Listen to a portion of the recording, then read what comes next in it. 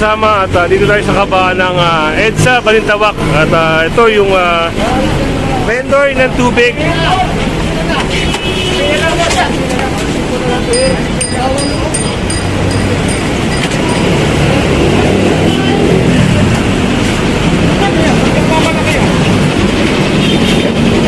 Si Kuya umakyat pa oh.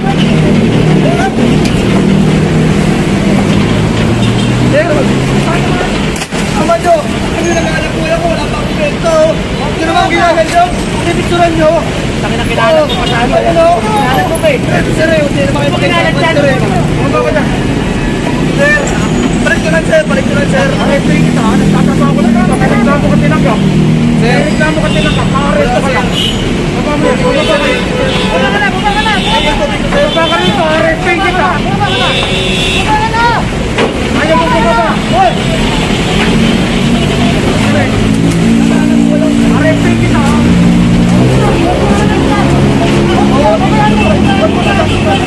Yan at mga kasama si Kuya ino-operate dito yung mga illegal vendor at parang naglalaban pa.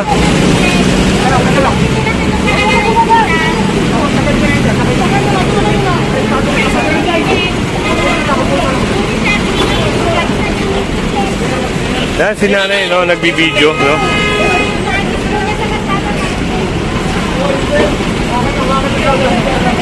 At ayan, liliwanagin ko mga kasama, ito ay lehitimong operasyon.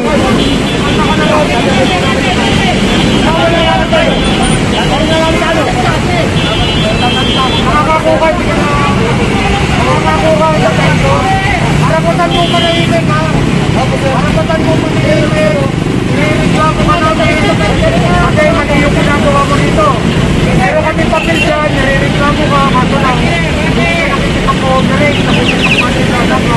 lumalabang ka dahil ka ng nasa gobyerno, ha? Karapatan mo manahimik, ha? At sila nanay no, nagbibideo. Siguro gusto nilang makialam no. Yan. At doon kasi siya nagtitinda mga kasama. Tuturo ko lang sa inyo ha. Dito sila nagtitinda na alam naman natin na bawal. So lahat ng illegal vendor nililinis na sa EDSA. Pero si Kuya dito nagtitinda.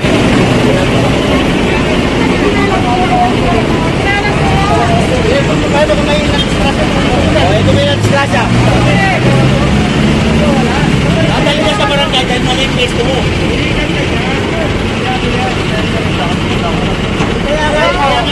Yes sir.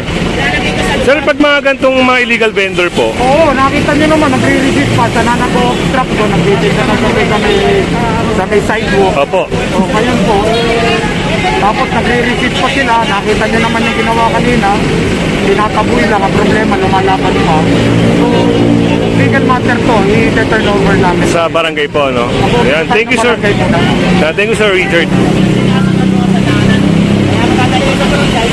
Mapaliwanag ka sa barangay. Wala ka. Akala mo kanina yung sasaro. Sabi ko yun. Ayan sila nanay, no? Parang gusto pang makialam. Ito ay operation. Alam nila, no, sir, no? Pag nag-operate ang MDA, operation talaga. Lahat ng bawal sa bangketa ay hinuhuli. Oo. Yung mga ibang tao siguro hindi nila alam. Kaya, ayun. Operation talaga, huli na. Kahit sa area ng EDSA o sa lugar, basta illegal vendor, hinuhuli, sir. O, yan. Yan sila, sir, na rin na nagpapatunay, mga kasama.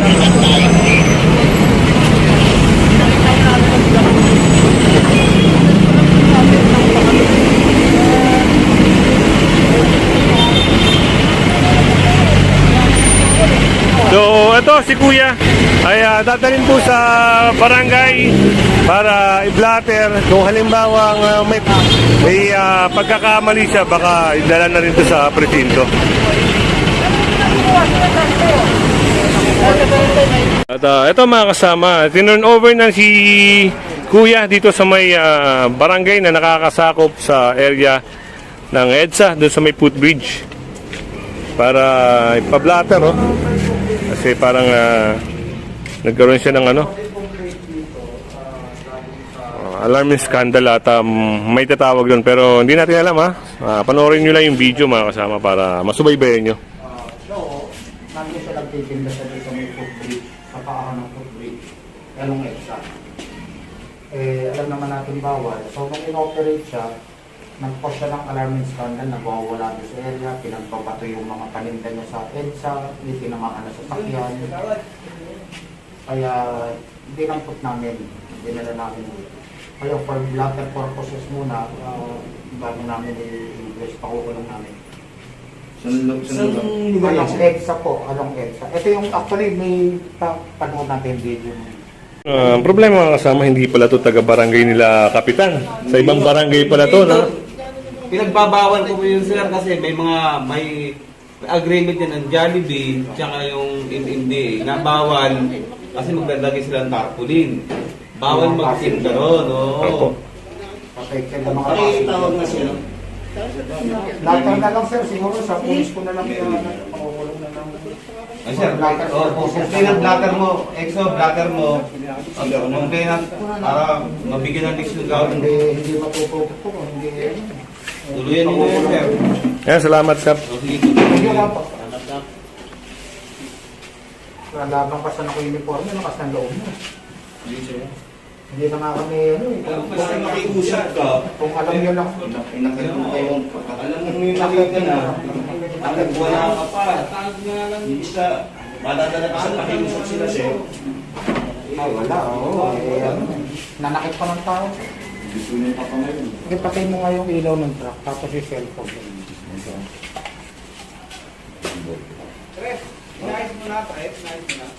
Ngayon, kukunan lang ng blatter yung insidente mga kasama. Tapos, panoorin nyo lang yung video kung ano yung magaganap ngayong araw mga kasama. Kami nagpapatupad ng batas. Opo. Naintindihan ko naman po yun, Oo, sir. ngayon lalabanan mo kami. Sino magtatama sa Hindi inyo? naman po, sir. Yung ano ko yung tubig ko, sir. Kasi, sir, Diba? kakasimula ko pa lang, sir, eh. Ikaw nga lumabag eh. May paglabag ka nga eh. Paano natin tatama yung paglabag mo? Kaya nga po, sir. Oo. Hindi ganun parang matapang ka rin. Hindi ka. Hindi na uso matapang ngayon. Ang uso ngayon, yung matiwasay ang buhay. At ang matiwasay ng buhay, ang hanap buhay, legal, hindi illegal. Pag nagtinda ka sa bangketa, parehas lang yung illegal din yun. Oo. Ngayon lang yan sir. Ngayon lang po, ngayon lang. Nag-cause ng alarming scandal pa rin eh. Ang daming nagkaroon pa ng commotion. Gawa nito. Sino yung matanda? Tatay mo. Hindi ko po kilala yun. Nakikialam. Hindi po, sir. Ililigal ka namin. Alam mo, may ID ka ba? Naiwan po sa... Ha? Naiwan po. Wala kang ID? Wala.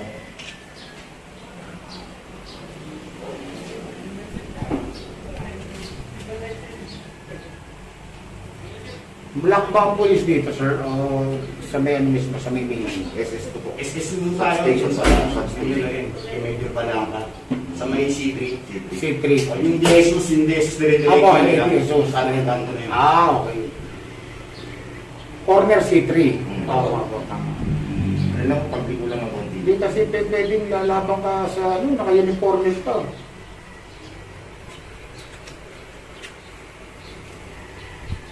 Anong barangay? Alam ng 156. 156? Layo pa pala ng tirahan ni Kuya, no?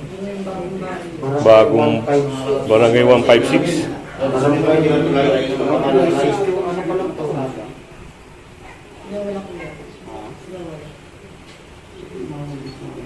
Alarming scandal. Tapos, direct assault. Tetractabi, sinampa mo. Malakas ang loob mo. Nakakala mo, hindi ka makukulong. Mamaya, sasabihin mo sa akin, sir, may mga anak ako. Sana iniisip mo. Sana iniisip mo na maaga yung mga anak mo bago ka... Pwede pagsapalaran lang kayo. lumabas. Hindi mamaya tayo mag-usap. Ewan ko na po, wala kasi ako na po. Hindi nga, sabi ko kasi binibigay namin ang karpat, wala ka sa inyo. Wala namang problema rin, kaso lang. Hindi kasi pwede nilalaman ka sa gobyerno. Opo, sir. Hindi lang naman ako, sir. Yung ginawa mo yun, paglaban sa gobyerno, Opo. nakita mo marami ka pa napinsala, marami kang binulaban. Mag-create ka ng alarmist, ng tawag ko ng gulo sa publiko. Opo, po. Talaga rin po siguro, sir, na ako, sir. Kasi nga, sir. Tanggapin mo na lang yun, ano, ngayon kung makukulo pa, pwede tanggapin mo, ha? Kasi talaga po, sir. Hindi na lang po ako, sir.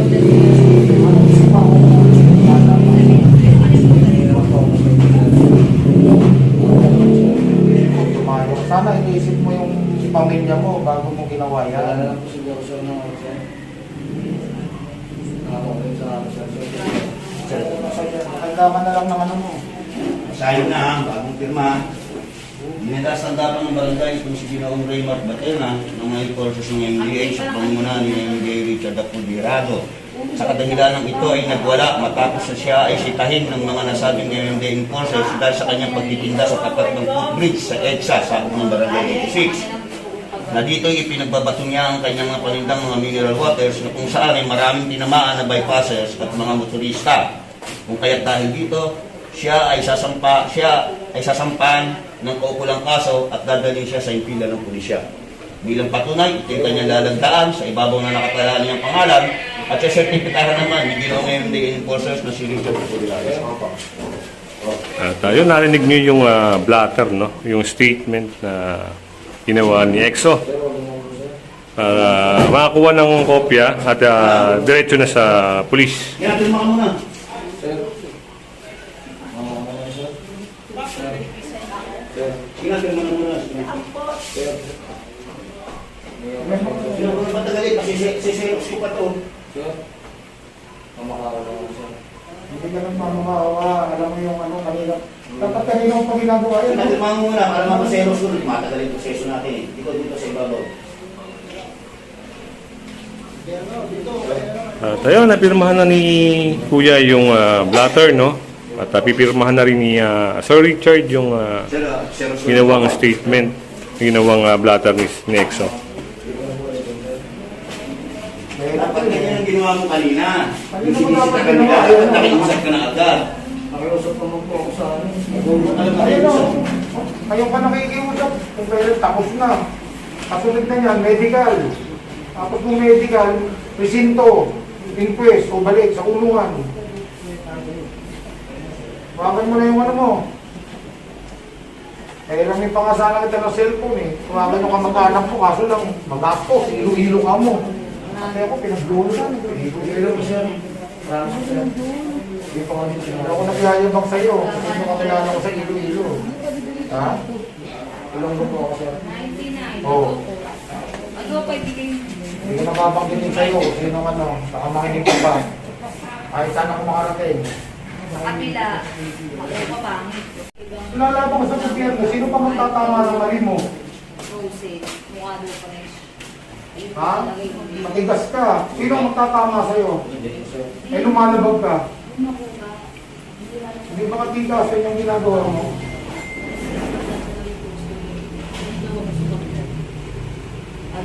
Yan, at shoutout nga pala sa mga masusugid nating viewers, no? Yan, shoutout nga pala kay Rafa Apoderado, Miriam Marquez, kay Ma'am Leslie. Yan, mag-ingat po kayo. God bless. Ayun, may copy na si Sir Richard, no? Ayun, pipirmahan na rin ni EXO para proceed na sa next step sa presinto. Dapat kanina ko pang ginawa yan. Kita mo ang blatter, presinto ka namin dati.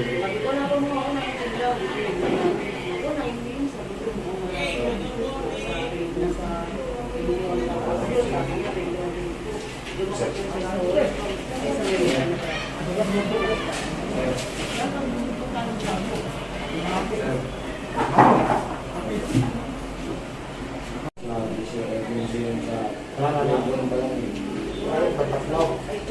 Ano yung isa? Ano yung isa? Sa po dito, sir. Tara. Grade 3.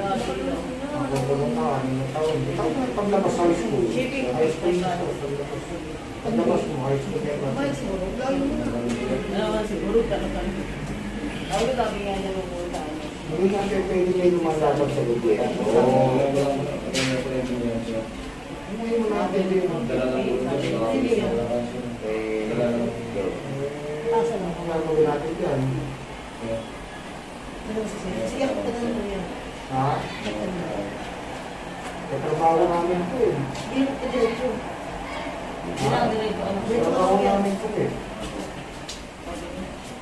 Maglinis at ipakulong yung mga lumalabag sa gobyerno. Kasi sabi namin 500. Sabi namin nila mo.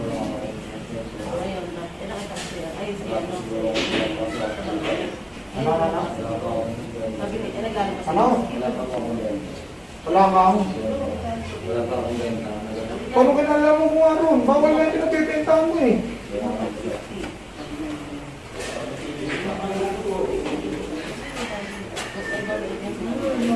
Sir, anak ko kasi yung sales sa ID ko sa sales.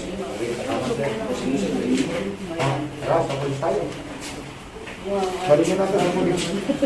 At yan, didiretso na tayo ng presinto, no, mga kasama, para i-turn over yung vendor na nag-resist.